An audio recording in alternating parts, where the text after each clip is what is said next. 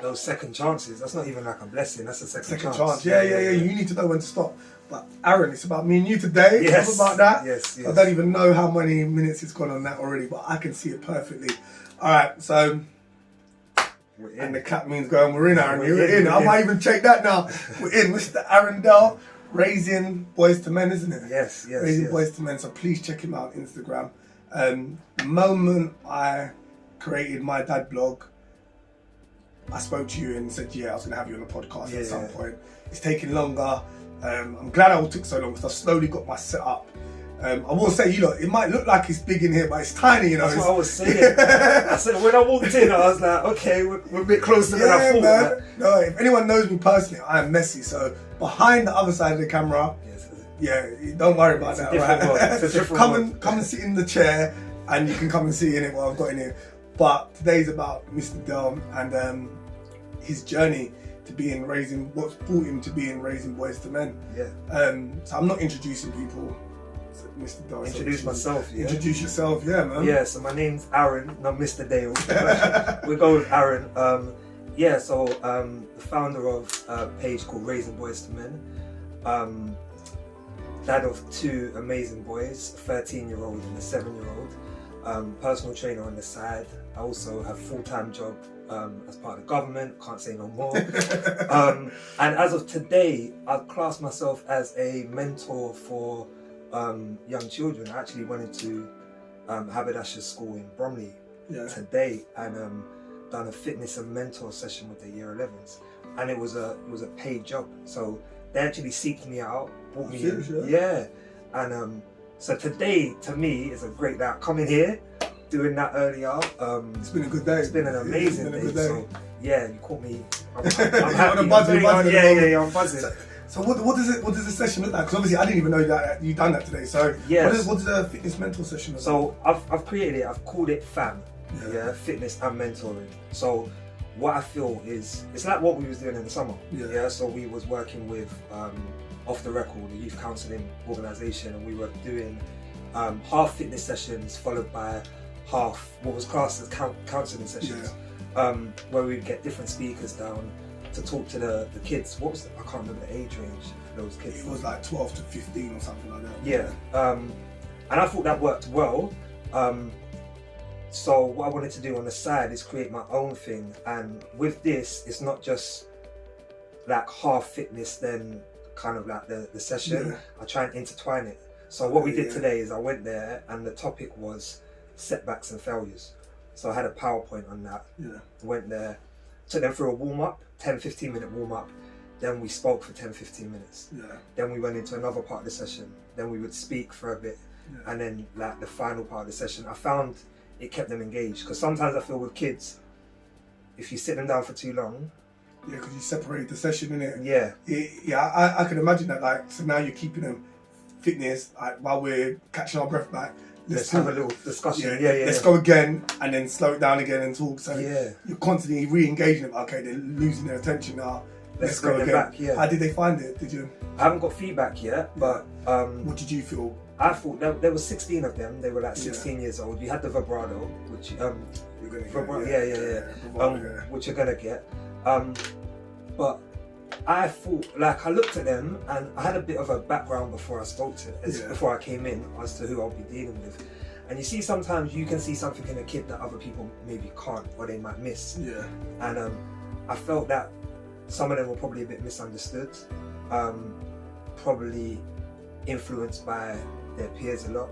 So I loved it. I'd love to work with some of them individually, to be honest. How long are you going to be in there for? Like, literally, it was a one-off session. But I'm hoping to go, and this is the thing, like, for me, you come in, you make an impact, and then it's like, because of funding, they might not be able to get you back in. So hopefully I'll be back there. I think that's sad, because even for you to make a proper impact and even create some sort of a relationship where they start laying down the bravado, you're talking a minimum 10, 12 weeks, maybe even up to 6 months before the young people. So you've gone in there and you've done what you're going to do. But if they said, come in guaranteed for 10 weeks, you'd start seeing a real result. I'll build a rapport with them. And like, there was one kid that forgot his PE kit, which always happens. So he was kind of just sitting on the sidelines. But I tried to involve him where I could. But he comes to me, he comes to me after the session because he forgot something, and we was just talking, and he said, "How long are you here for?" And I said, "This is a one-off." And I said, "Tell me that. What do you think of school?" He said, "I don't like it." He says, "I'm only here for my mum and dad." Yeah, and that kind of threw me, like, and I go, "So if you wasn't here, what would you be doing?" And he said, "I'll be training every day because I want to be a footballer." Okay, yeah. And I was like, okay, but what happens if that doesn't come about? And it kind of threw it, because I don't feel like a lot of these kids have a plan B. I feel like they see on TV Zaha and Ronaldo and all of these players, and the good thing is a lot of them, minus Ronaldo and people like that, a lot of them are from ends now. So you might know someone that knows one of these footballers, and you see them and you think, you know what, that can be me, but not realising that there's millions of people that want to be footballers but don't make it. So what do you think's not highlighting the truth? Like, what's the stumbling point? Because I remember as a kid, I thought I was going to be a professional football player. Like, I was a baller. I'm still a baller today, so you don't know. Turn up on a Sunday, I have anybody till this day, right? But yeah, I was a baller. Like, I thought I'd make it, but I just didn't have the right mentality. Like, I'm not going to lie. To be fair, I probably wasn't good enough either. But I thought I was going to be a baller. But no one could knock me off and say, "Thomas, you're not going to be a baller." So what is it that, how can we engage the young people, not so they don't think they're going to be professionals, but so they're ready to have a plan B? I feel like there needs to be more interaction with those that, I feel like people need to speak up more. Like, for example, Danny Allen Page, right? Yeah. I know that he got into a team when he was younger, but then got dropped and didn't really have an idea of what he wanted to do after that. But now look at him. And I feel like if we can show these kids more success stories and more examples of, look, I was good at football, but it didn't quite work out. I feel like sometimes all we show is the person that's made it. Okay, so that's we don't really see, like, if I was to say to you, name me footballers that didn't make it. Yeah, and what are they doing now? What are they doing now? You don't really. So it's really about schools and football teams highlighting, you know what, these players didn't make it over 3 years before you, but one's a banker, one's this and the other. Yeah, use this look at the other avenues. Yeah. And I also feel like in school, we have English, science, maths, we have these basic. I feel like what I came in for this today was, I guess, a life skill in the sense of, right, how do you handle setbacks? How do you handle failures and so on and so forth? I feel like there needs to be more, whether they're one-off lessons or multiple lessons, more reality checks for these kids. Like, okay, let's talk about finances.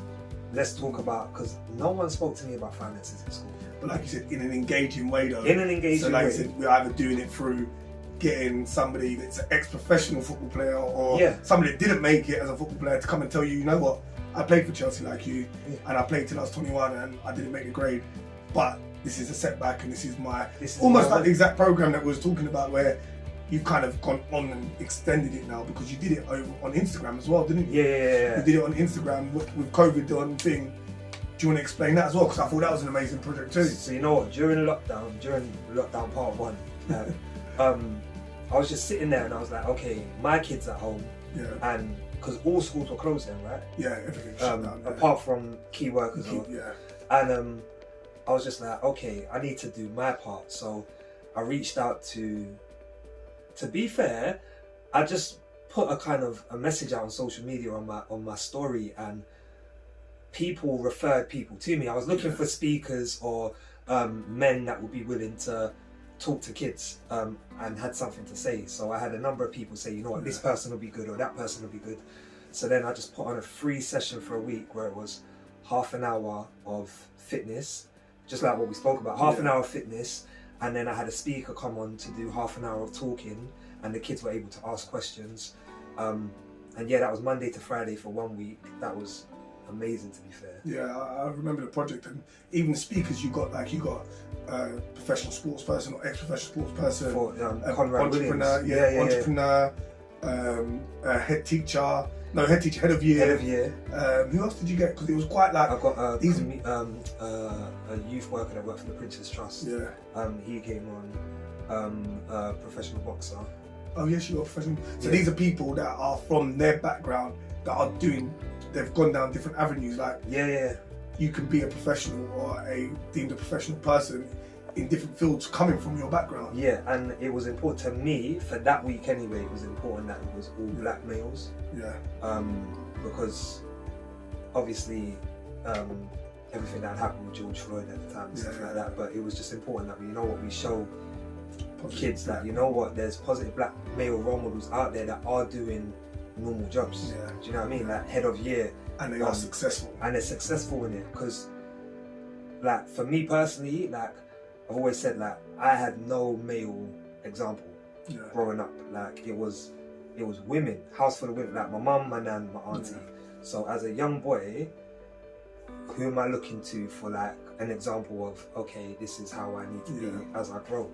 And I got that kind of information, I've always said, like, through barbershop discussions. Oh, really? Yeah, because to me, and I see it, I always encourage my son when we go to the barbers now, I'm like, as long as it's not a conversation, that's what I was about to say, because some of them conversations are rude, Some of them are a bit bad, That's what I was going to say, what conversation are you listening to, man? No, but you know what it was? It was a safe environment, where I could hear, because my barber's cut my hair from like 13 to now. Oh, okay. So he's like my uncle. Okay, So it's like a safe environment where I could hear grown adults, grown men talk, banter, have fun, and also give advice to each other. So it was like I'm learning how men behave. And that helped me to this day. That's being in the barbershop, because a big thing that I'm trying to address is toxic masculinity. Number one, right? Okay. I don't believe in it. Full stop. I don't believe in toxic. I believe in toxic people. There's toxic females and there's toxic males. So to say someone's a toxic just because they're male is not. They're just toxic because they're a person. Okay. A toxic person. So I believe in toxic men. Toxicity or whatever you want to call it. Is a category of people, not because of masculinity is defined by the individual, not by the dictionary, because mine and your definitions of masculinity can be two completely different things. So people would say barbershops are toxic. People would say barbershops are toxic because they drink in there, smoke, they some of the language, I'm not even going to start talking about what they're talking about. It could be, but your experience is saying, you know what, some of these guys actually showed me what it is or isn't to be a male. Yeah, I feel like that's that kind of saying, like, if you go to a gym, like the guys are gonna look at you, and do you know what I mean? And there's people that tops off, and that everyone's got a perception of some sort of environment. Like I guess barbershops have that, you know what? And I feel like I don't know. I feel nowadays anyway, barbershops have become a bit more professional. Slowly, and I'm quite surprised in it, like appointments and all of these kind of things. So me personally, growing up, like you had the DVD guy that came in, you had little things that probably shouldn't be going on, but no, I always felt safe. I always felt that they respected, you know what, there's young people around, we're not going to talk about that. And I can't speak for every barbershop, but I feel like your barbershop was. You got to drop his name in here, mate. You got to drop his name. Vinny, Uncle Vinton.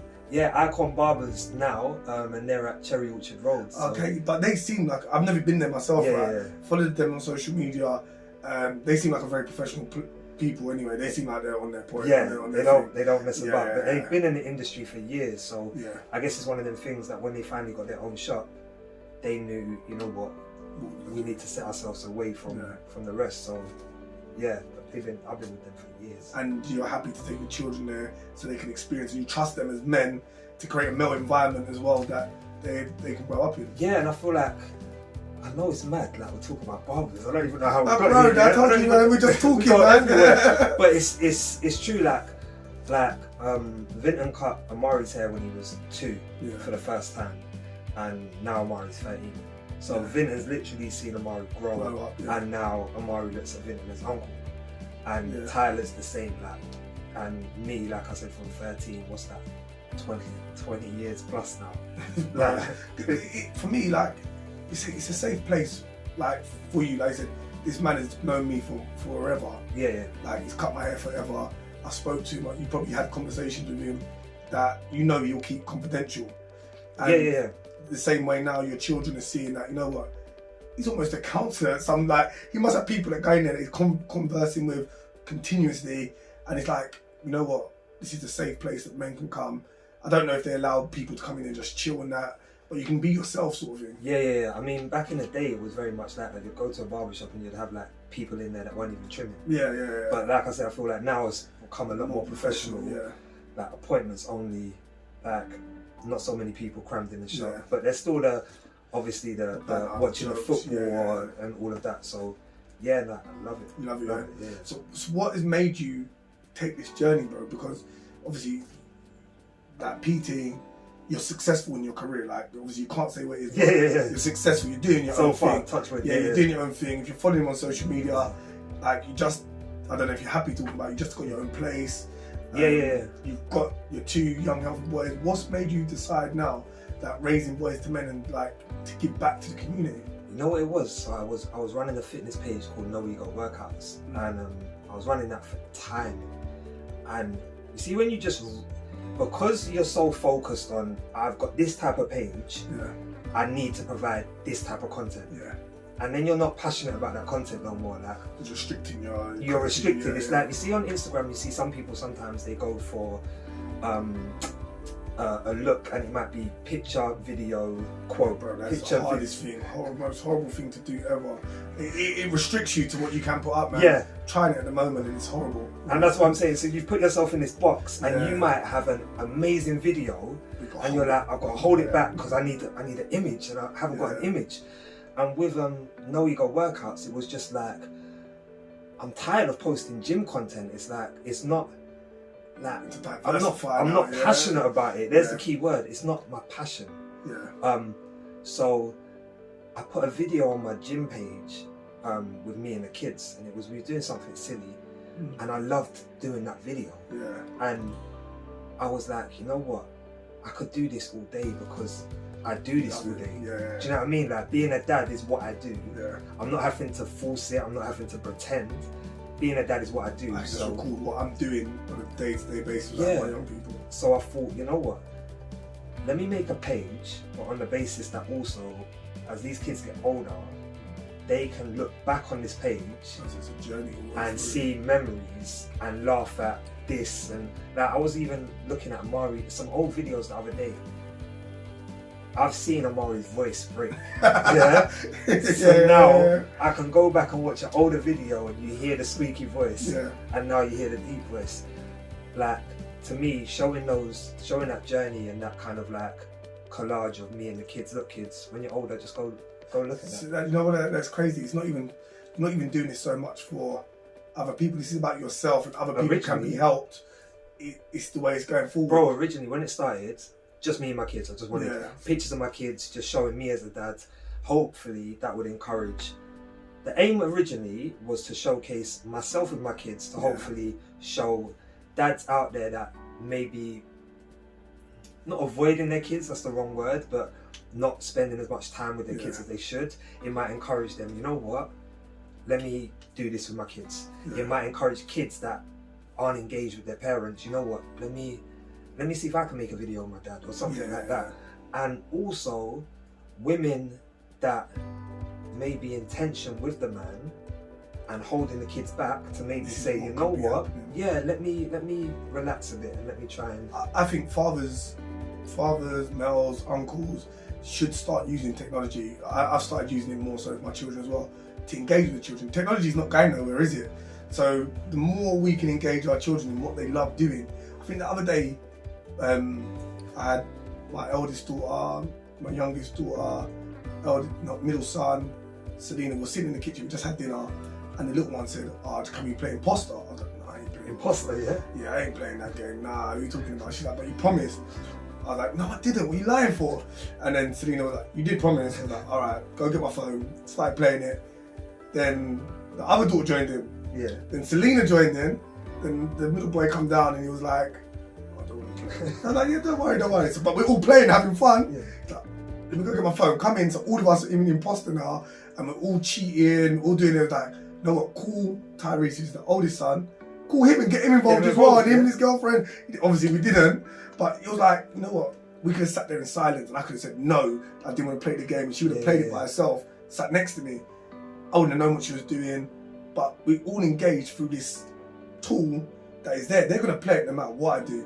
But if I don't join in with them, I don't know what they're playing. So that became a family moment. It became like 45 minutes just sitting there, like we're talking. So even though we're playing on our phones, we're all cussing each other. We're all telling each other, nah, you lot are cheating and that. Yeah. So it became a family moment. It became like over lockdown, we bought like a game show thing. We were playing games with each other.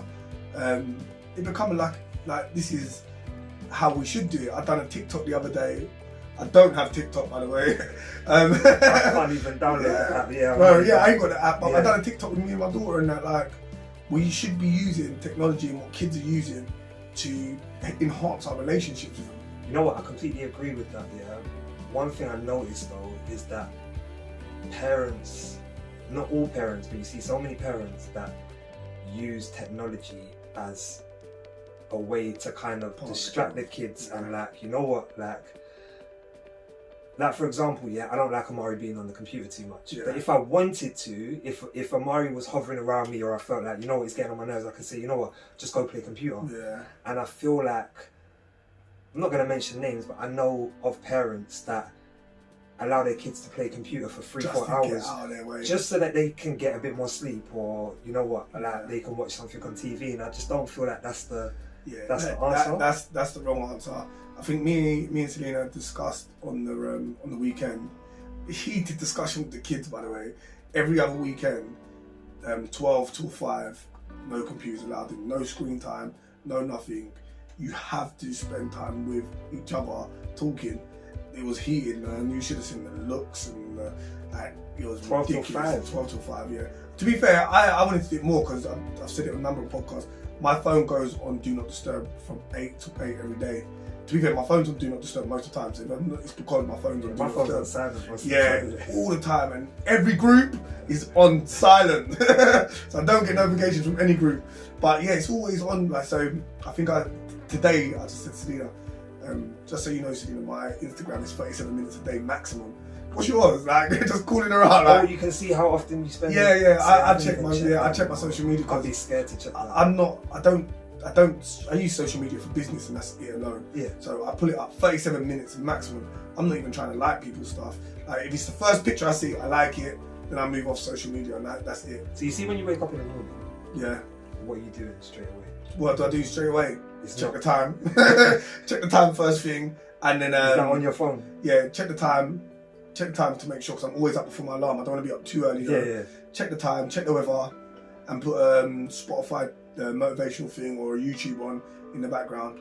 Yeah, that's about it. Yeah. And then what? Just go start your day, or start my day, because I've now got a routine. I ride to work every day, so get my head down, ride to work, take out my laptop when I get to work, get on Canva like I was telling you about earlier, make my next post. Or at the moment, I'm working on putting on a workshop together for men about communication. Okay. Inspired by your video that you made about communication. Okay. Yeah, but yeah, that's it. Social media is a glimpse. Like, I go on, come off. Like, I'd rather read or listen to a book. And if I put up a quote, it's because I've listened to something and I think this is something people should hear or listen to. Yeah. So I'll just put that up and then come off, and that's it. All I do is post. You know what? I'm not even gonna lie and be like, you know what? I'm this amazing person that doesn't like. I've got a problem. Like, I will wake up at like, I feel like it might be because of the age I'm at. Yeah. I'll wake up at like 12 o'clock, right? Toilet break. Yeah. 12 or 1 o'clock. It's normally the same time. Yeah. I'll have a toilet break. Yeah. Something's telling me just check your phone, innit? Oh, okay. So I'll check my phone. Yeah. Before you know it, I'm on Insta. I've turned off all notifications as well. So I'm on Insta and I'm having a little look around. Yeah. For no reason. what do they call it? A rabbit hole. You see one thing, you move to the next thing. Yeah. And then within, I'll be on it for like 10 minutes. And now, because what they say is the blue light, it tells your brain it's daytime, innit? So then I'm tossing and turning for like a while. Yeah. And I realised like, I need to just maybe, I don't know if it's put the phone on the other end of the room. Yeah.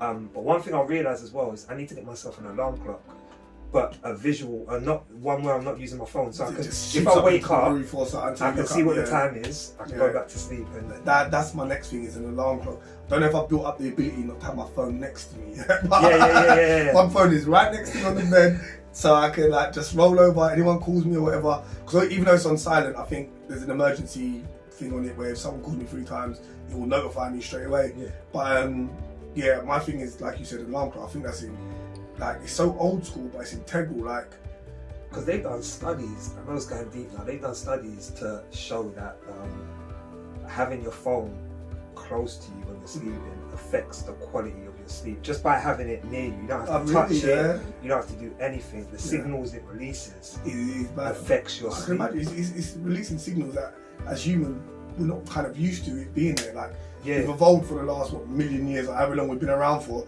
and for the last 20 years we've got this phone that's next to us. It might as well be a part of us that's next to us. Like, my problem isn't Instagram. My problem is YouTube. So I'm not saying I don't have a problem. YouTube's my problem. I will flick through YouTube and find Joe Rogan. Me and Joe Rogan, I might as well be his best friend. Bro. Yeah. But the worst part is when you go on that, I might go on to find a Joe Rogan video, and then an hour later I'm watching B2K. And it's like, how did I get to B2K that I don't actually understand? All the time, Joe Rogan will mention something about the carnivore diet. I start looking at carnivore diet, like I'm going to sit and eat meat for the rest of my life. Not but he makes you want to, He makes you end up down the rabbit hole. So think, but yeah, we've gone off topic. Yeah. It is on topic. But yeah, obviously you're father of two wonderful boys. What are ages? So 13. Both their birthdays are in July. Oh really? Yeah, get out of it. Early doors, no birthdays for the year. But I'm always open with it. Like, people assume that they're both from the same mum. Yeah. But it's 2 different women. That was the question. Two different women who I'm no longer with. But it happens, and I feel like that's what I want to start getting across now as well, is the fact that I feel like we create, as men, I've been saying this for a while, I feel like we place a lot of pressure on women once we have a child with them to almost be tied to us for life, not just in terms of the child, but in terms of you're my woman. Yeah. Like, you're not to now be with someone else. Yeah. Because we've got a child together. That's my child. Yeah, that's my child, so therefore you're not going nowhere either. Yeah. And I've had that mentality as a younger man when I first split up with my child's mum. The thought of her being with anyone else was like, nah, like, what, my child around someone else? It's like, an attachment, you just get this this feeling, and it was always ego. It was always ego that you didn't want, I guess, someone else to do a better job than you, or you had this fear that you're no longer going to be dad if another man comes into the picture. And now I look at it, and I speak to women anyway, and you just hear, like, a lady messaged me the other day, and she, I asked her to do a post for me. Could she record a video for me? And her response is, I'd love to, but my baby dad follows me on social media, and if he saw that I was doing something for another man's page, he would automatically assume I'm having sex with that person, and it would cause so many issues. and I said, you know what? I said, I completely understand. Don't worry. And that's what I really want to try and help change that narrative. Like, I feel like, okay, men, we have a woman with someone, it might not work out. We give it our all, we try our best to make that work out, but if at one point it doesn't work out, we have to just hold our responsibility as a dad now to the best level we can and focus on that. We can't keep focusing on what the woman's doing, like who she's seeing, who she's dating. We kind of don't have a right to know. You have no ownership over the woman. You have no ownership or right over her lifestyle, full stop. I'll fully agree. Like, I wouldn't say I'm my daughter's mother. I felt any ownership over her. Okay. But I was always worried that is the next person in life, is my daughter going to call him dad? Like, that's a big thing. To be fair, I didn't care what she did, so I never had that experience of worrying about her finding another partner. Like, you do your own thing. I just want to make sure if my daughter comes back and says anything bad about this person, then there's a problem. But my daughter's never had any problems, so I will quite happily and always have said, any boyfriend or whatever. Yeah, mate. Hello, how you doing, man? You're not I have no ownership over. So this is, I love this topic. Like, let's get on this. Yeah. So so you and your daughter's mum split up. Yeah. Did it take a while for her to move on with someone else, or as far as you knew, did you? I paid no attention. Okay. After we broken up, and obviously as a relationship breaks up, you have your tits and tats and whatever. Yeah. Disagreements. I paid no attention to it whatsoever. Again, we had disagreements about the child, and I think the child was used as a tool against me at some point, but that's another conversation. Yeah. But I've always been a person of, I can do what I can do. If you don't let me see my child, I will ask, and I will work out things.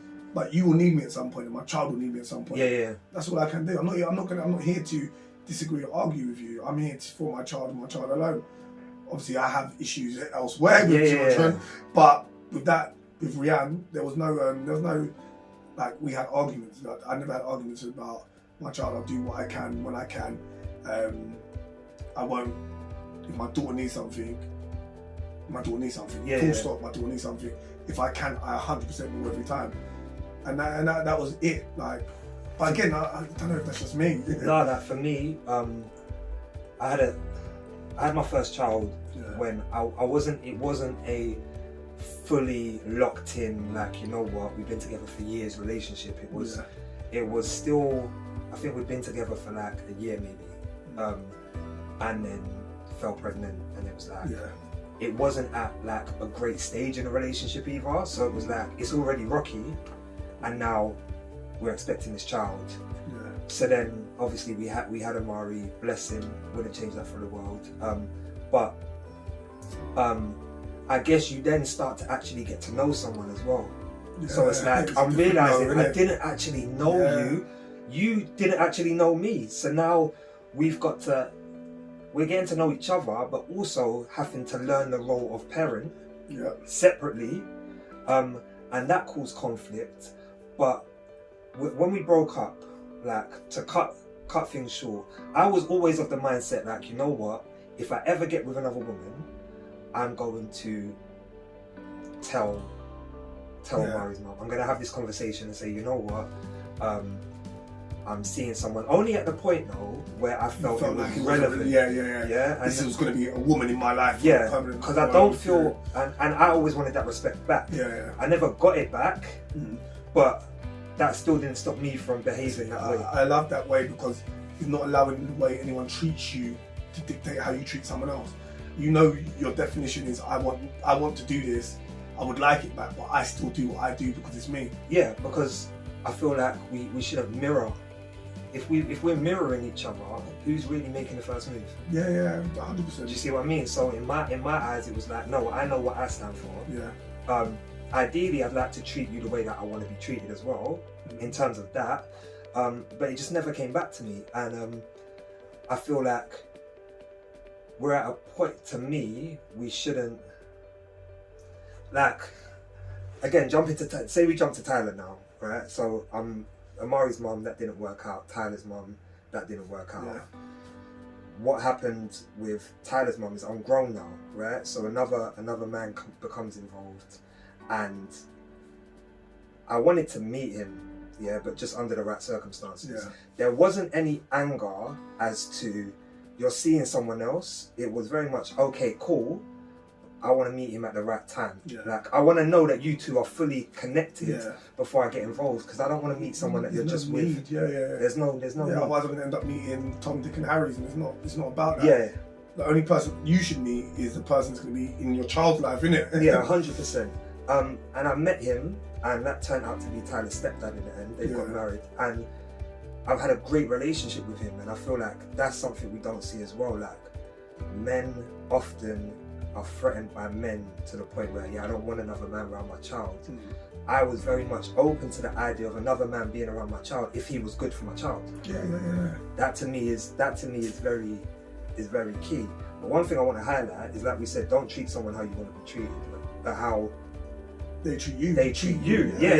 So any relationship I've been in, I was in a relationship for a long time, I don't want to touch on it too much, but I took probably close to a year for that person to meet my children.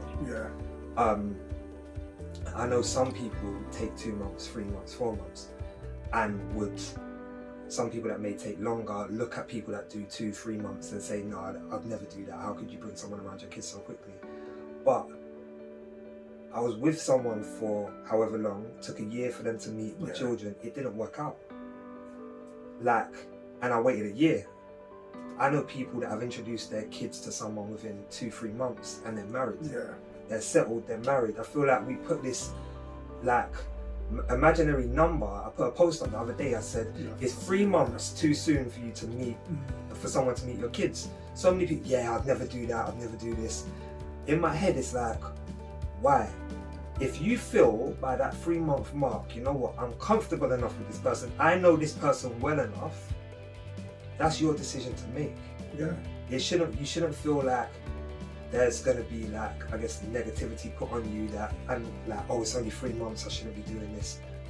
You have to make that decision as a man, as a woman. I feel like only you know when it's right to introduce someone to your kids. I think, like I said, it's down to the individual, and it's knowing yourself. That's why a conversation I had with someone the other day was about the biggest thing to a relationship. Before you get into any relationship, you need to know yourself. So if you're going around introducing anyone to your kids again, after you meet them first day, knowing yourself, you should know this is wrong. But if you're like, you're not introducing everybody, like I met this woman for 6 months, 3 months, 1 month, and I feel the relationship, I feel she's good in my life, or as a woman, he's good in my life. Introduce them. You shouldn't allow any person outside of your relationship to dictate this to you. 100%. Like, I mean, it's comfortable. You've got to make sure your kids are going to be comfortable as well. So I feel like your kids' ages play a role as well. Mari's 13 now. I wouldn't care so much about him meeting someone as I would. As I would Tyler meeting someone. Tyler's a bit more, I'm going to use the word vulnerable in that situation where he might get himself attached to someone. But Amari's of an age where like, it's going to be high and by. He's doing his thing. You see, the thing I like about what you just said there is treating your children differently to how they are. So you know them emotionally, you know them physically, age-wise. So it's not, they're both not the same child. They might be both your children, but they're both not the same child, and they both need to be treated differently, age appropriately, and emotional intelligence appropriately. Like, it could have been the other way around. Sometimes just because you're age, you're not ready to meet this person because, oh my God, daddy's found a new woman, let's get like all over. What does it mean? Yeah, and then I don't think it was you, I think it was someone else that put something up the other day and said if your stepdad leaves, if you and your stepdad break up, is it okay for now the child to see their stepdad? And then like the replies were crazy. It's like, no, that's a difficult one. But who am I to tell someone what's right and wrong? I mean, your child could want to go and see, I don't know, a friend that they've known that, I don't know, you might have had a close friend for years and then that friend moved away, but they had a relationship with your child, and the child might want to go and see that friend now and again. I feel like your children have their own relationships as they grow up. And you need to appreciate that. Because a good role model is a good role model, no matter who they are. Yeah, or no matter what role they're playing in your life. If they're a good role model to your children, you may no longer be with them, but you have to understand that they still had a massive impact on your child. So what would you say is the hardest thing about co-parenting that you've had? Or coming to terms with? For me, it's a difficult one because both the mothers of my children are very different characters. I've got nothing but love for both of them, but it's very, sometimes I'd expect one to act the way the other does because I prefer the way, I don't want to say who's better than who or 50-50 or anything like that. But to me, one is very closed off. I feel, you know what, I say communication. I feel communication. I feel when it comes to, for instance, Parents' Evening is coming up right now. Communication has been poor on one side. Where it's been great on the other side. And I just feel communicating when it comes to how's my kid doing. What I was finding, and again this comes to relationships, is when Amari was younger, me and his mum weren't on the best of terms.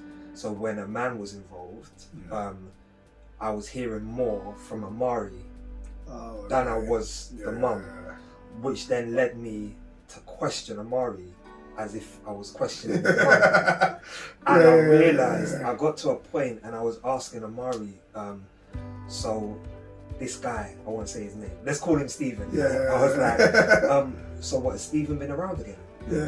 And Amari was like 6 or 7 at the time. He's left his shoes there. his shoes. Oh, really? Yeah, so then you start to realise where Stevie's staying over. So then it was like, well, like, how often is he coming? Like, when did you last see him? And I was getting almost agitated by it because I want to know, and I know that I'm not going to get this information from but so it's mum. been a learning journey for yourself as well. Like you said, like you never started this raising boys to men as a perfect father. No. You've been on a journey yourself and realised what kind of pitfalls there are. I've been, and I will openly say this, every baby father character. I've played every baby father character. I've played the one where it's, I don't want no one around my kids. I've played that one. I've played the one where it's that you're not getting no money this month. I've played that. I've played the one that just shows up at the yard, ready to kick up fuss. I've played all of these characters and learned from all of them. So now, when I look at certain men or I speak to certain women, I can relate because it's like, I've been there. I've been that guy. And you know what? The best thing to do for that guy is to communicate with him. Or you know what? The best thing to do for that guy is just leave him be. Just leave him alone. So now, I'm so much more like I'm so much more calmer now. Like, it takes so much more to work me up. As long as I now know my kids are good. That I can talk to my kids. Me and my kids have got that time. Whereas before, there was so much energy into what's the mum doing, where's she going, who's she with, and it was because I was insecure with myself, and I realised that I had insecurities within myself that led me to believe that another man could come in and do a better job than me as a dad. Another man might be better looking than me, or just have all of these qualities. Even though you're moving next girls or you're doing what you're doing, see, when I say to you, when I say to you, I'll be open. Like, I might be out here seeing this girl because I'm single, right? I'm not with the mum no more. So I'm doing this, I'm doing that. But obviously they're not coming around my kids. But if I heard that my kids' mums were out on a date with an ex-man, it could just be a harmless date. I'm vexed. What do you mean? Like, where are you going? What kind of double standard is that though? When you really think about it. Mate, like I said, I don't believe in toxic masculinity as a thing, but that's jealousy, innit? Like I said, that's insecurity. That's not toxic masculinity. That's because you wasn't in yourself well enough. If you think another man can come into your and treat your children better than you, you're doing something wrong, innit? Or you're not doing enough for your child. Like, my child might call, well, my child daughter doesn't, but might call the new man in life dad. But is that because I'm not being a father or I'm not stepping up? But as long as they're calling me dad still, like, that's not my problem. Like, that's not your problem. To me, I like analogies. So if you're on a football team, right, and a new player comes to the team, right, and you're a striker, and they just bought a new striker, you can watch that striker now and just think, oh, one striker, and it take you off your game. And now that striker's in the first team, you're on the bench. And you're worried and saying, you're hating on him. You're hating on him. When in fact, all you had to do is keep playing football. Play your role. Show up to training every day, keep playing football, and that striker wouldn't have even got in the team. But we do that. So then it comes to me, the other part of that is when you have that issue of meeting someone's child's father, or like, again, like for me, I've always said I'd like to meet, if my children's mums are with anyone, I'm open to meet them. Like, let me meet them, because I feel like if you're introducing me to someone, if you're telling me about someone, it's because they're important, right? So it's because you're not just going to tell me. That's one thing I know. You're not going to just tell me about some man you've met on Tinder for a week. This is a proper person. This is someone that's probably going to be in my life and I want to settle down with. Okay, let me meet that person. I've had incidences where it's taken me a year to meet. Like, it took me a year to meet. I'll be honest. Like, Amari's mum's current partner, right? Been together for a while, living with Amari. Like, took me a year to be introduced to this man. I'd asked to be introduced. I pulled up to the yard, and I'd seen this man, like, as in, like, I could see him in the house. There was one time I pulled up and he was getting out of his car and he got in the house just before I got there. And it was like, I'm starting to get wound up now, because it's like, for me, you know, the thing is though, T, I felt that he should have had enough respect to have said to the woman he's with, you know what, I'd like to meet. Yeah. Like, I'm gonna be around this boy. It's only right I should meet his dad. Yeah. But I know not every man's built that. You see, with my daughter's mum's partner, I again have no interest in meeting him as long as my daughter's not complaining about him. But it happens when you meet people, isn't it? Like, it randomly happens, and that sounds weird. Like, obviously, I pick up my daughter, I knock on the door. Yeah. Oh, he's answer the door. How you doing? Conversation automatically. Yeah. I think I can't remember, like, a number of times going to the grandma and dad's house. Like, that's my daughter. I'm at the house. I know that my grandma and grandma. You're in it. I'm not standing outside. Like, I would previously have come in. Yeah. So they're still inviting me in because that's my daughter and I have a relationship. Oh, you're there. Now we have a conversation. And like what you're saying there, that it would agitate me if you're trying to keep away from me. Like, just say hello. Yeah. Like, what's wrong with coming to the door or even shouting out the door? Like, how you doing, man? You're right. And keep walking. So do you feel like if, right, let's be hypothetical, right? So I'm not very good with hypothetical questions. I just don't want to put characters into it. Yeah, let's be rolling. Yeah. So you've got two people that have been seeing each other for a while, right? Yeah. And one of them, the woman has kids. Yeah. She wants to bring you around the kids. The dad's a bit pissed off about it. Yeah. Do you feel that a man, that the guy seeing the woman and the dad need a formal conversation? Do you feel like when a man is meeting a dad, there needs to be a formal conversation there? Or do you feel it should just be, you know what? I don't feel a formal conversation needs to be had.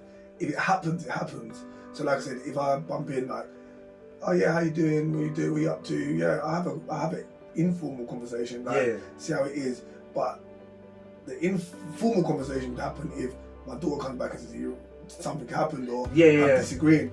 But yeah, apart from that, how's your day going, man? You're right. Like, just casual. Yeah, just casual, man. Because you're not in my life. You're part of. So I'm gonna treat you as if you're a friend. Like, I have no hostility towards you, but I'm just passing you. You're passing by in your life. And as long as I don't get a text message saying, "Oh, this man's doing something to me," it's a formal, like, you're not my life. My daughter doesn't have a problem with you, and she only has good things to say about you. So then you're cool, isn't it? Like, cool. So it's just a good relationship. Do you feel you've always been that way? Yeah, no, I don't know, because I would say previously I wouldn't have said that. I probably would have said like, nah, beforehand, no one's going like, we've broken up, like, before I had a child. Now I've had a child, it's like, you know what, I don't try to push, especially now I've grown, I don't try to push my opinion on anybody or my thoughts or anything. I want everyone to think as they think, but be happy to be questioned. So I think the way I do, so I'm happy you asking me questions. Yeah. And if we disagree on something, the thing would be if we disagree and we can't come to a conclusion, bro, we disagree and we have a conversation about something else. Yeah. So the same thing, like, so you lot are doing whatever, I'm not happy with it. Well, that's your life, innit? As long as my daughter's happy with it, you lot can do what you want to do, innit? Like, that's not my problem, full stop. You know what, for me, so I've been seeing someone for a while now, right? Yeah. Like, I'm content. Off the market, ladies, off the market. I'm content, right? And content to the point where I was like, you know what? I want this person to eventually meet the kids. It's a discussion, right? And I thought, you know what? I need to let Amari's 13, so there's no real need for me to say to his mum, I'm gonna introduce Amari to someone. It's just not a need. Yeah. So I knew Tyler being 7, I wanted to run it past his mum, just out of respect. So I messaged her and I said, look, just so you know, seeing someone for a while, and the plan is to eventually introduce. No dates have been set, but I'm just letting you know this is where my head is. And I goes, if there's anything you want to know, whatever, let me know. The message I got back was, I trust your judgment. Yeah. I don't need to know anything. that filled me with so much joy because that to me was exactly what I wanted to hear. You know what? You trust me. And it's like, that's what I feel like men should be with women. Like, you should trust the mother of your child to not bring any Tom, Dick or Harry you know what? I don't even think, you said it at the beginning, if the man's got an issue, I don't even think his issue is that. Some of them might be that, and it'll be a conversation I want to get to next, but some of them it might be that, so we're going to talk about them now. But it's the insecurities that are leading that. So it's bigger than the fact that they're seeing somebody else, because it could be the nicest, sweetest, richest, best person in the world that's about to date this woman and look after your child and supply your child with everything they need. But because you're so insecure of yourself, you're not happy that she's doing better for herself. And it'll be the same for the woman. You're just not happy. You're not going to be happy no matter what they do. So you could even create tension in order to, because I see that as well. I see that guys, what guys start doing then is they may, you know what, I'm not going to pay money this month because you're with someone else. Child. I'm not going to let you go on a date or whatever. And that's the thing. When you know that, you know what, if I don't have my kids this weekend, that means the mum can't go out. You notice that them things start to happen. Like, wait a minute, what do you mean he's not having the kids this weekend? Yeah, well, isn't it every other week or once a month or whatever the plan is? Yeah. He decided this week, but and I noticed that, but you're right. That stems from, I personally feel, a control thing as well. Yeah. That man's realizing I can't control this situation. So how can I do it? So what can I do? I can stop money. I can potentially not have the kids. That's all I've got to play with. So, 100%. But I would like to say that this works both ways. So the woman, seeing that the man's found another woman, will now say, or, oh, you know what, can you have the kids on extra weekends? Or I need more money, or cause tension in the man's new relationship. Not from personal experience, but it can happen that way. And I spoke to a number of men where all of a sudden the woman now not allowing me to see my kids now because I've got a girlfriend, and she said that they can't see. But I had no intention on them meeting, but she's not happy that I've got a girlfriend, or she's not happy that I'm doing this or doing that. So it works both ways. Like, we try to control something that we're no longer in control of. Like, either you fully haven't let go of that person, or mate, you're just sour in unhappiness. You want someone to join you. And that's what I was going to say. Do you think it's a fact of like, because I knew with my children's mums that it was done. Yeah. Like, I didn't want to be with them no more, but I didn't want them to be with anyone else. Yeah. And I feel like I can't explain why we feel like that with, and again, that's not just a man or woman thing. It's that fact of like, I just don't want to know that I guess that I can't ever have you back. How many relationships do you know that end up circulating? Like, you know, they're bad for each other, but they just end up circulating round and round. Like, yeah, we've broken up. You know what? Oh, you know, I slept with her. You know, I slept with her again. I slept with him again. And you end up back together 6 weeks later. We broke up again. And it's like a clockwork that goes round, because it's like they're attracted to that, I don't know, that unhappiness. Like, when I say to you, I don't want to touch on my past situations too much, because it will just cause me drama. Yeah, it's already done that. But I've been in that boat where I've been with people, and you're like, the relationship was done 2 years ago, but you spend another 2 years holding on in some way, shape or form, in an unhealthy way. Like, literally gripping on to. You can't let go. It's either fear. It's probably fear, you know, in everything we just said. It's probably fear. You're scared that your child's going to call someone else father. You're scared the woman, obviously it's either insecurity or fear. You're scared that the mother of your child is going to leave you and you haven't fully got over her. You're scared that the father of your children is never going to see their children again, or you're still in love with them. So it's probably a lot of fear. What is on the other side when this person leaves, or when this person's introduced into the... And again, fear comes from insecurities, because you're not pulling your weight, or because you're not able to, I don't know, see like, this person's so perfect, I can't get over this person. And that's what I've been mentally. I've been with people and been worried to let go, because in the back of my mind I felt like, no, this person's a queen and I'm not on that level. So this is the best I'm ever gonna get. Even though it weren't great, this is the best I'm ever gonna get. I need to hold on to this. Because you're not pushing yourself where you should be. And I felt like, But the thing is, this person might not have been a queen, but in my head, I feel so lowly about myself that I need to hold on to this person, and if I let go of this person's then gonna become America's top model and move on to someone. Like, and I'm gonna be here still shaking away in my house. Like, because that's how your mind can play tricks on you sometimes, and it's not until, for me, I've said it before, the last year of my life where I've completely kind of started to find myself has changed my whole life, like to the point where, like, when I stopped focusing on people, I started focusing on myself, and I'm a big believer, I never was before, in vision boards. No, I keep meaning to do. I've done one on the computer, but I wouldn't have it up here on my wall. Yeah, when I say writing a vision board down, I came out of a relationship, was in a very bad space, so I said, I need to write a vision board down. So I wrote a vision board down. And mine was just on a Word, Microsoft Word. Yeah. I just typed things that I really just wanted to. But you're a serious writer though. I've seen you, me and Aaron done a workshop together. I come away with 4 lines. Aaron come away with 18 pages of work. So I seen Aaron write. But this was bullet points. Oh, okay, And that was like in September. In February, I thought, let me open that document, because I wrote it, closed it, left it. And in February, I looked at it and I was like, oh like I've ticked some stuff off there. Like, one of the things I was like, I want a 2-bedroom flat with an ensuite, with this, with that. And I just thought in my head, that would be a dream. Yeah. And literally, I got that. Yeah. I was like, I want a new car. I got that. Like, and I don't know, I genuinely feel like if I didn't write those things down, maybe subconsciously, I then started to work towards them.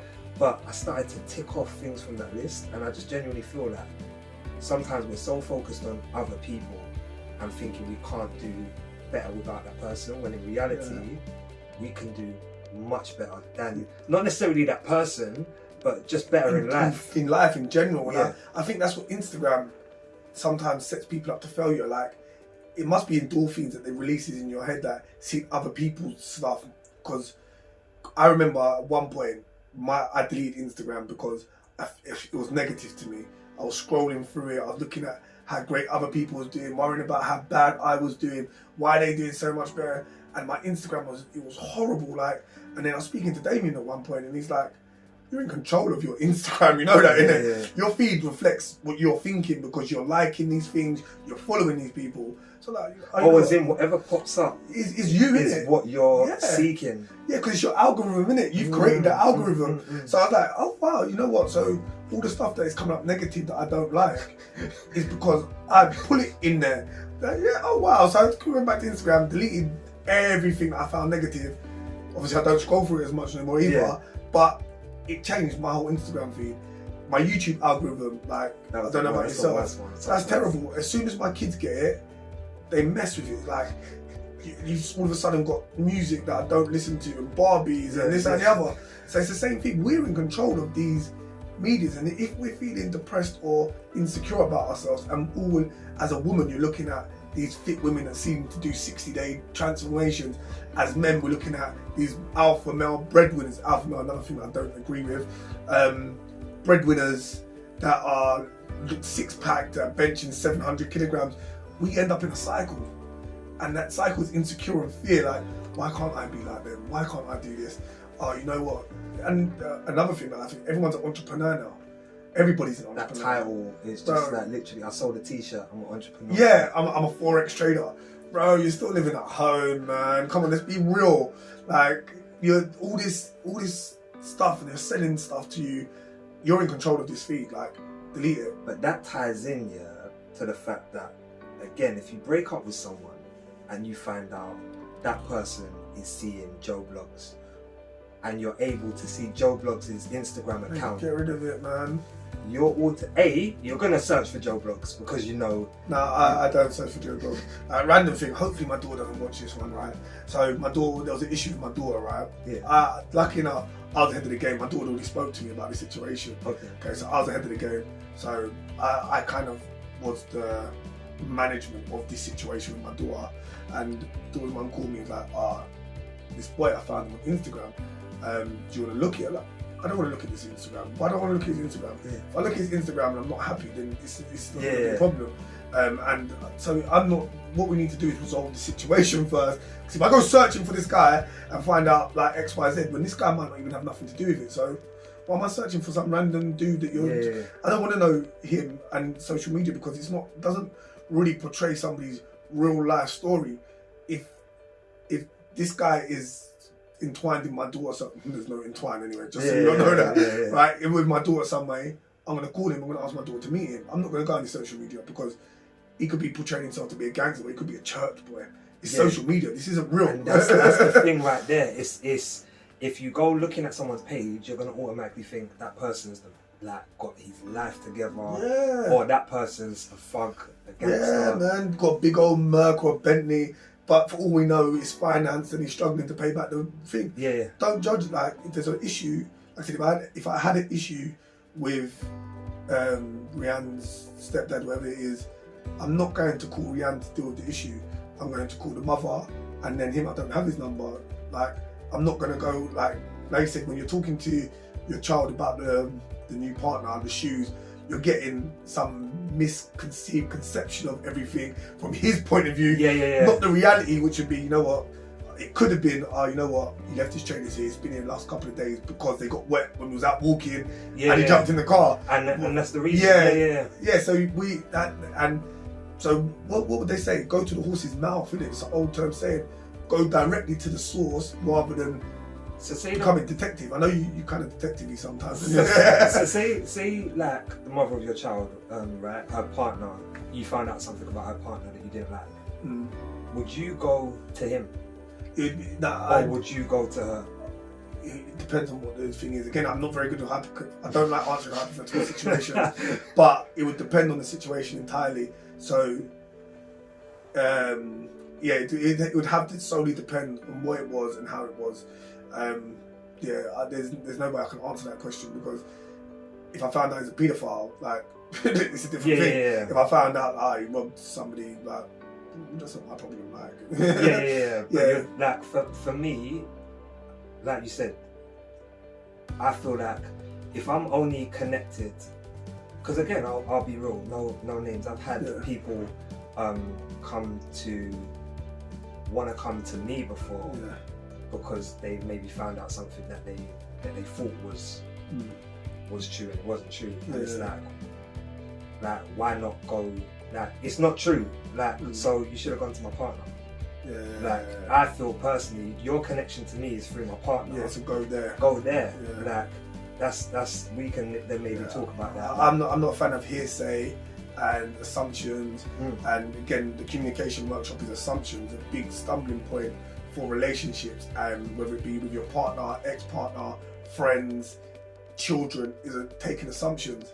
So don't come to me with an assumption. Like, let's have a conversation about something. But if you come accusing me of something and you don't know the full, without me telling you what the truth is, or without hearing from me, that's an assumption. That stumbles communication and relationships straight away. And that's why you should always just be, for me personally, I'm always like I said, that I'm always, if the mother of my children was with anyone, I'm always just going to be open. I'm not going to try and be that person now anyway, where it's like, you know what, I'm going to be resistant, or I'm going to give dirty looks or whatever. You know what, my children know me to be cool. I would never want Tyler, for example, to feel that he can't come to me and go to his stepdad, or that feel like, you know what, he has to choose between me or his stepdad. He needs to feel comfortable, and you need to, for him to understand that I don't care who you go to, you need to talk to somebody. Exactly. Like, and I've said to him all along, the fact that you've got a stepdad, because he had this really bad dream. Right? He had just before they got married, he had a dream that they got married and then they turned around and said to him, you can't see your dad no more. You can't you can't see your dad no more. You can't see Nana no more. And he was crying. And I had to explain to him that, you know what, although you got a stepdad, it doesn't change us. And I feel like kids need to feel comfort and security, and by talking to them and letting them know, like, you know what, being honest, like, your mom's with someone new, that's a good thing. Like, rather than making your kids feel like it's a bad thing, or you know what, that's a good thing, because now you've got a bigger family. you got stepdad, and you got an extended family. And I've always said the reason why I'm so passionate and I talk about these things on the page is growing up with no dad. I would have loved a stepdad. I would have loved a man figure that shows me love and I could learn how from to love, what a relationship looks like from a male point of view. All of those things, T. So if my son now has that as well as me, that's a win. And I feel like that's what we need to focus on. You know what, our child's going to benefit from this, like rather than like you said, worrying about what the woman's doing or what anyone's doing. So you know, a big thing about it is filtering your partner. So like, are we as men? Because I fell for it when I was younger. I slept with everybody, right? I apologise sincerely. It was an accident. Didn't mean to. No, that sounds worse. I didn't mean to. But it was an accident. But are we filtering our partners? Are we ended up in, like, I feel insecure. If I felt insecure, it's because I filtered my partner wrong. I filtered my partner because I picked somebody that I met after a month of knowing them, that I met in a nightclub. We had a couple of dates, we slept together, you got pregnant, you had my child. There was no filtration there. We just met through sexual attraction and had sex. Like, what happened to the courting? What happened to the long-term bonding and understanding each other? And then when we do split, I have faith that you'll make the right decision because we gel together. So actually taking time to get to know someone. Yeah, to get to know. Like, you can never know how, as a parent what it's going to be like to live until it's done. But I need to understand your decisions before I know what you're thinking or how you're thinking. So when we do break up, or if we do break up, when we do break up, I have a better understanding of you as a person. Because if I don't understand you, because I just about understand myself, especially when we're younger, we don't understand ourselves, and I don't understand you, insecure Thomas, and not understanding what you are, or who you are, what your morals are, what your family standards are, where you're looking to go with yourself, will leave us in a predicament of, now I'm super insecure because you got my child, I don't know you, I don't know myself, how am I even going to grow up this child? Like, when I say I'm 35 now, right, and I'll probably say only now, this year, have I started to actually understand what type of woman I need. And keyword is their need, not want. I feel when I was younger, I wanted a girl with a big back off. She had Instagram, social media. She had to look a certain way, and at not one point was I going skin deep. It was on the surface that she had to look like this, and maybe like Kevin Hart. There had to be. We just went to a Kevin Hart show. There had to be something where it was like, you know what, she looks nice, and I can get joke with her or whatever. I've started to realise now that the type of person that I want to be around when I'm 40, 50, 60, like. But the thing is, it's taken so many failed relationships and years of experience to actually work myself out, because we need to learn from all of those failed relationships. The worst thing we can do is not reflect back and say, why did that not work out? What was it about that person that I didn't like? Right, that I can't go for that type of person again. They always say that a lot of my friends would look at a girl and say, you know what, that's your type. Just looking. It's like, that's your type. And to me, that for me to even have a type shows that I'm going for a look. Not personality. I'm not going for personality. And I realised that, like, for anyone to say you've got a type, that means you're visually 9 times out of 10 choosing a woman based off of appearance. 100%.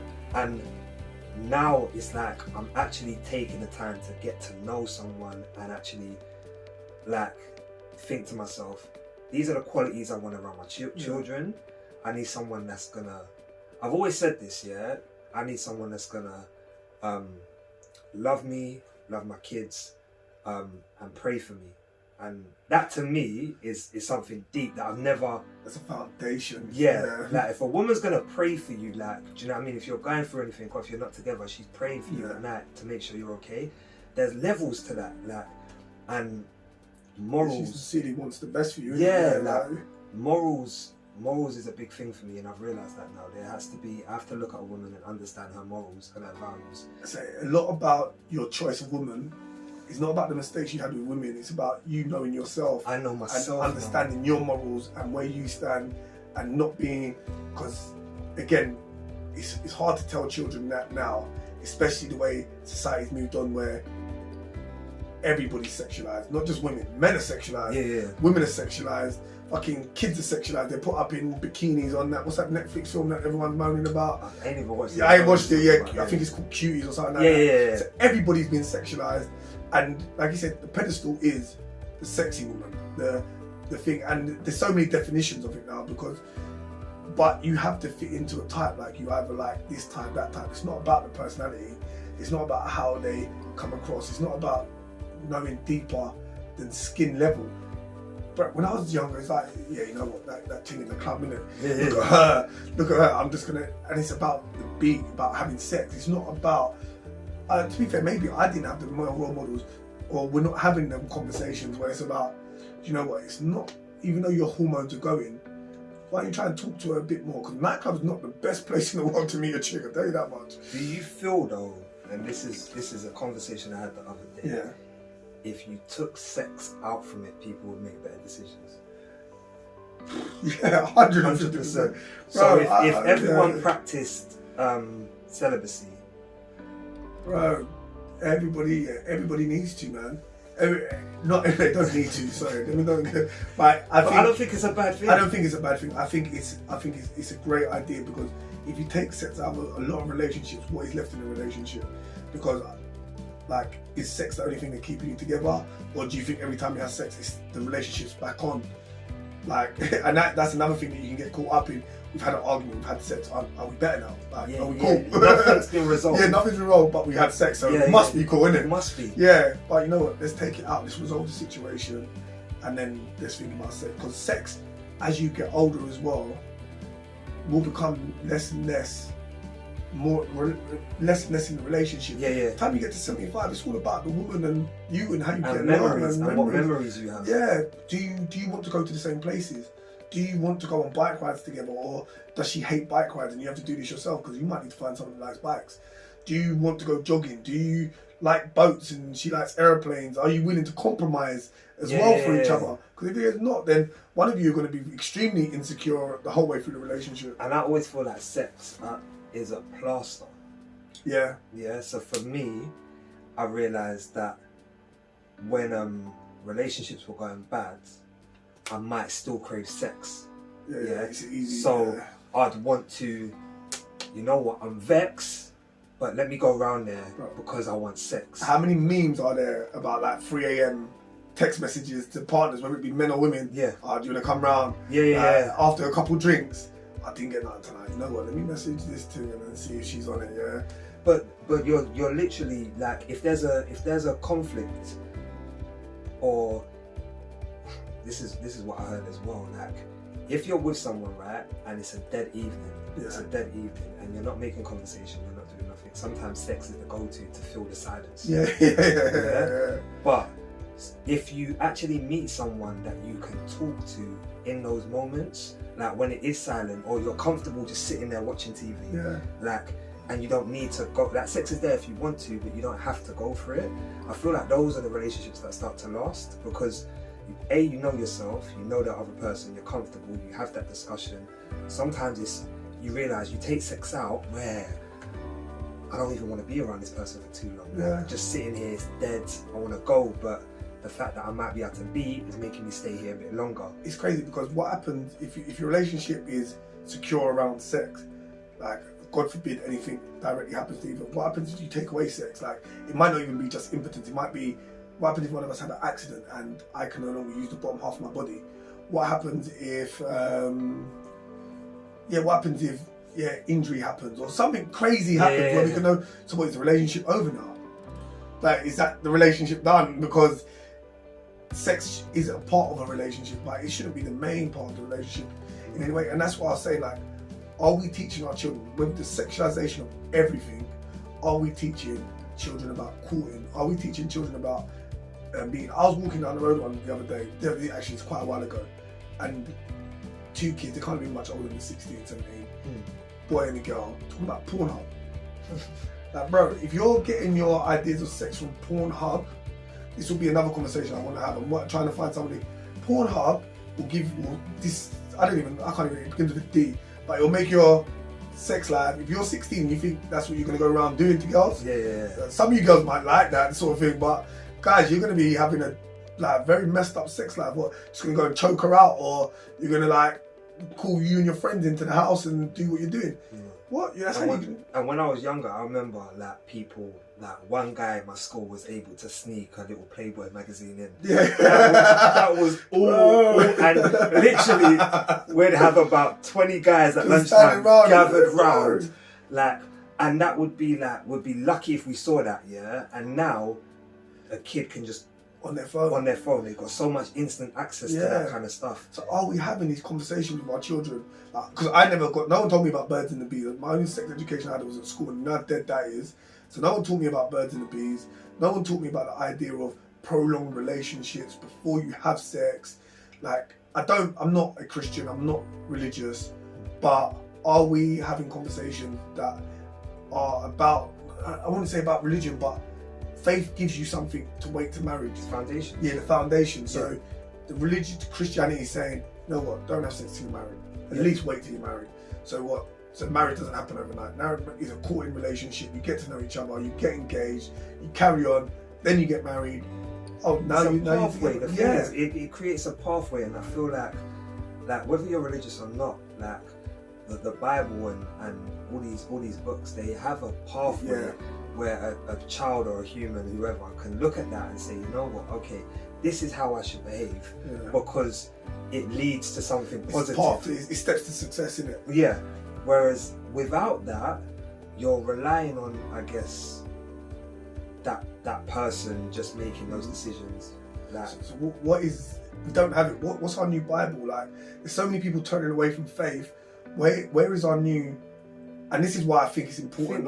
What you're doing. Look at it sometimes. What you're doing with Raising Boys to Men. What I'm trying to do, is we need to create foundations where men are having these conversations, not just with our sons and daughters, but with our communities, where someone like you going into schools, you know what, let's talk about sex. I don't know how we do it and what educations we need, but you know what, there's 30 men in Croydon, that 30 men quickly becomes 120 men. That's just 4 men each that we have to bring into the circle. Yeah. And we create this backbone, and the backbone is that men are willing to have these serious conversations with young people, and they're successful men. It could be white, black, whatever, but you're reflecting your community. So you're going to these schools and you know what, yes, I could go on the road and trap and whatever and drive, but I'm a successful and I've got this and the other, I just don't do this. But these are the conversations. I had 2 kids, like you said, and we need to filter our women and we need to do this. You can do whatever, but what are you going to do when you have a kid? Have you spoke to your mum about this? Have you spoke to your dad? Oh, your dad don't talk to you, yeah? So do you want your child in that same situation? But you just hit the nail on the head. I feel like there needs to be those conversations going on at home. Yeah. Because I feel like that's the foundation, right? So if we're relying on other people to talk to our kids for us, it creates a disconnect between us and our own kids.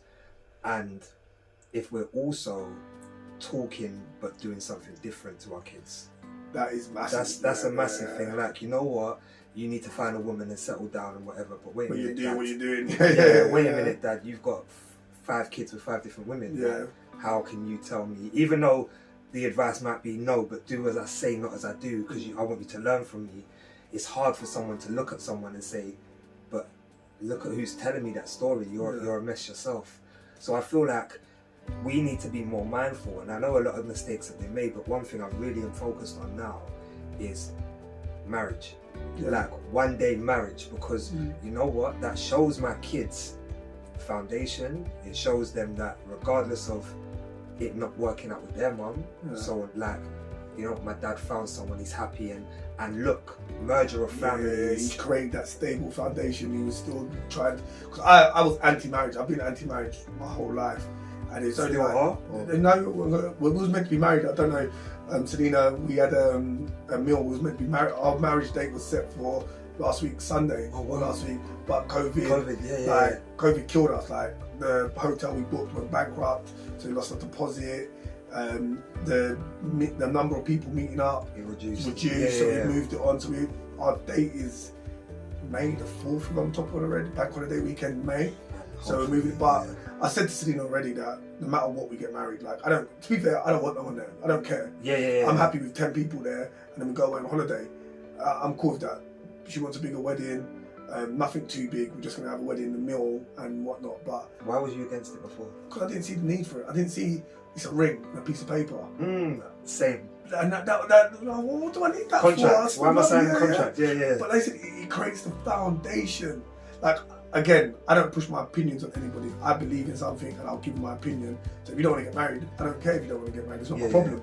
But for me, the foundation is there and I'll explain. So the kids look, like I said, you've had different families, you got this, but we created this foundation here that anybody can fall back on. So you can fall back. So this is a safe place. Mum and dad are married and they're always here. Yeah, so when it comes to weddings, I didn't believe in them until I started seeing how valuable they were at creating a foundation for your children, for everybody around you. Because again, a conversation I had with Donna the other day, she said it's nice for people in the community. How many people I personally, none of my friends or family had a father and mother married together. All my friends are single parent families. So how different would it be like somebody, obviously I work with children on a day-to-day basis. Oh wow, you're married. You're married with your business partner. Oh wow, that's crazy, isn't it? Like, so you're creating a foundation that other kids, so not like you're mixed race, you come from a background where my parents were married but they broke up. So you live with your father, everything about you says you're going to be a young parent and relive everything. But you, at some point in your life, you decided to say no, found a partner, settled down, got married. And the same thing, realised that you believe in marriage now as well. So fully, and it's more that, because I read this the other week, that there's like 2 million single parent homes in the country. Wow. That to me is a crazy figure, and that becomes the norm.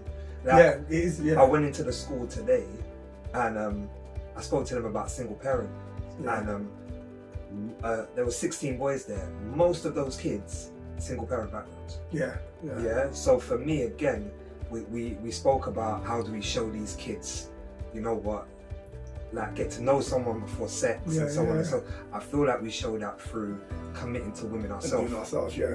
But even so, I'd like to see the statistics because of single parents from poverty compared to single parents with money or middle classes. Wealthy because I'd say, like, what is the statistics? Like, how many of them are there?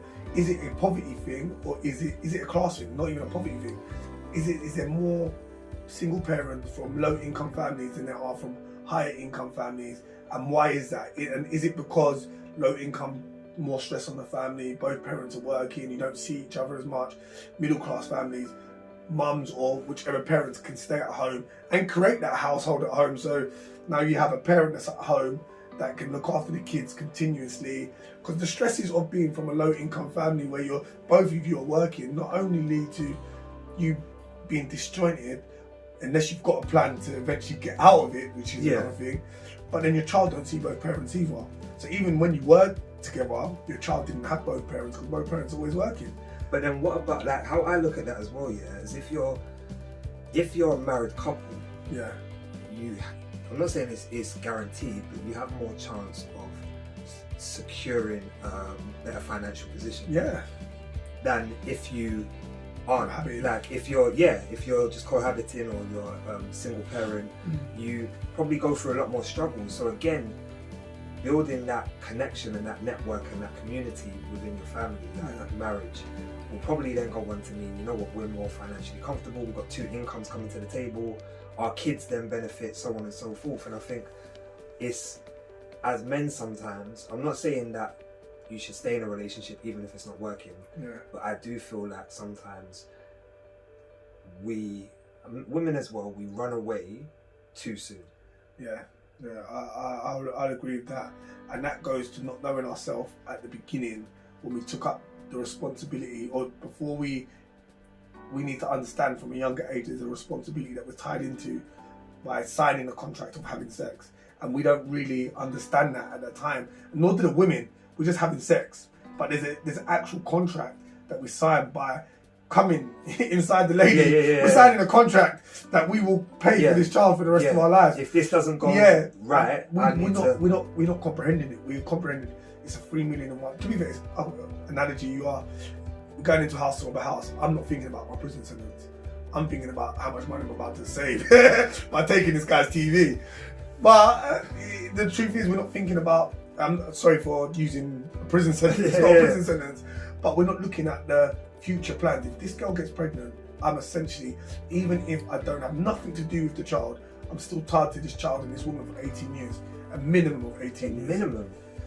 And I feel like that just brings us full circle. Like, it's, to me, it's about, like you said, not just the contract of marriage, it's the contract of having sex. Yeah. Understanding that, teaching our children from a young age, not being afraid to, you know what, I will openly have a conversation with Omari at 13. Some people say, oh, that's a bit too soon. Like, when he's able or wants that conversation, it needs to be had, doesn't it? Yeah. Like, you know what?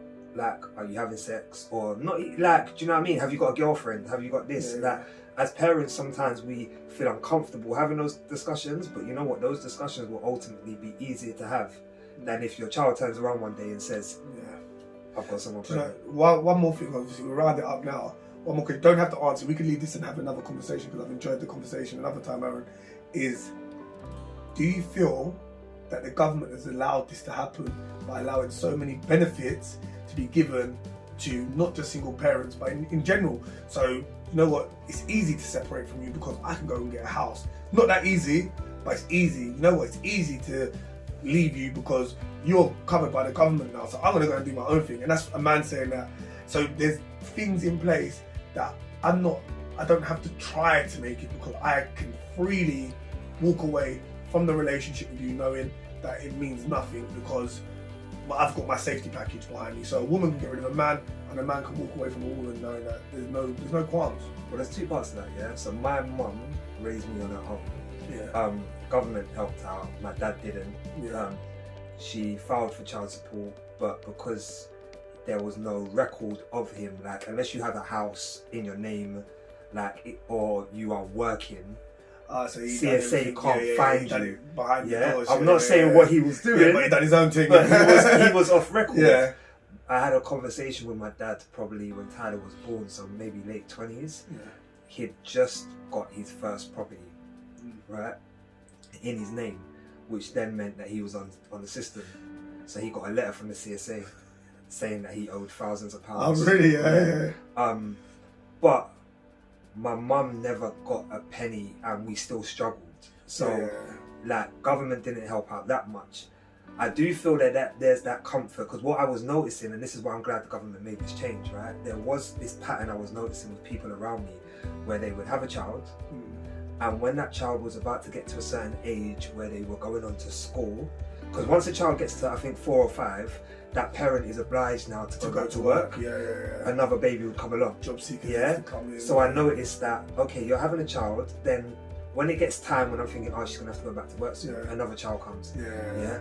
But then they put in a rule where it was like, after your second child, it's like, I think on your third child, you no longer get money. You don't get any increase. Yeah. So I feel like that now has kind of narrowed it down. But I feel beforehand, a lot of people were like, well, you know what? This just means I can get extra money and a bigger place and so on and so forth. Keep on reaching up to government. I feel like the government created what currently is, and now they're having to undo it. And it's a struggle now because once you've made your bed, you've got to lay in it, innit? And that's why it's struggling to unwind it. But what I think both of me and Aaron will say is we're not talking about every man, every woman. This is it might come across like that. It might come across like that, but we're not talking about every man and every woman. And I think Aaron said it in one of his videos. If it offends you, it probably is you. No, real talk. Yeah, it probably is you, But Aaron, I've enjoyed the conversation. Again, this is the third video that I've messed up on and it's cut out. So, I'm going to get it right eventually. You probably missed the impactful 10 minutes there where we were just talking away. But I'm glad that you got turned up. I'm glad you turned up, so thank you very much. I'm loving it. I just want to say, like, honestly, bro, like, from when we were first talking about you was talking about it for a while now. I want to start a podcast, and what do you use, and this. Bro, you surpassed me, like, in terms of like what you've achieved, and bro, no, I'm proud of you, bro. So keep doing I'm gonna keep it. Like I said, hopefully you'll be back on again as well. Yeah, definitely. But you lot have a great day, and I'll see you later. Yeah.